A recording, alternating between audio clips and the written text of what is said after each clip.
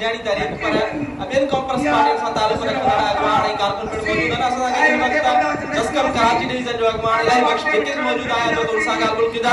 बिकिंग साहब कीअं था ॾिसो पीटीआई जी नई सरकार अचण सां धारियुनि खे सुञाणप ॾियण वारो फ़ैसिलो हुजे या सिंधु ते डेम हणण वारो फ़ैसिलो हुजे, इहे मामला जेके ॿीहर जहिड़ा थी विया आहिनि, तव्हां छा सम्झो त सिंध ख़िलाफ़ आख़िर एॾी वॾी साज़िश छो पई कई वञे ऐं इन जो अंत किथे थींदो? असांजा वसीला खसिया विया, असांजे शहर असांखां खसिया विया।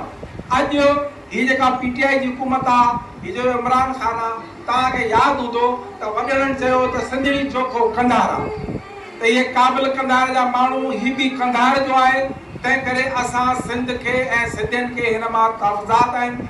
थल कैनाल ऐं इहो जेको बादशाह डैम जो ठहे पियो, कालाबाग ते 3 असेंबलियुनि बाक़ाइदा हिनखे रिजेक्ट कयो आहे। जॾहिं असेंबली 3 असेंबलियुनि सिंध असेंबली, पख्तूनख्वा ऐं बलोचिस्तान असेंबली चयो त जेको कालाबाग डैम असांखे नथो खपे, उहो तो असांखे मथे मरण थो चाहे। हीउ बादशाह डैम कालाबाग डैम खां बि वधीक ख़तरनाक आहे। माहिर चवनि पिया, दुनिया चवे पई त डैम जी ज़रूरत न आहे, सिर्फ़ु दरियाए नील 10 मुल्कनि मां अचे थो। कहिड़ो हिकिड़ो मुल्क बि अगरि हुन ते डैम को पाणी खणे त हुनखे मिस्र वारनि खे ख़तरो न मिले। सिंधु असांजो आहे, सिंधियुनि जो आहे, हज़ारनि सालनि खां असांजो आहे।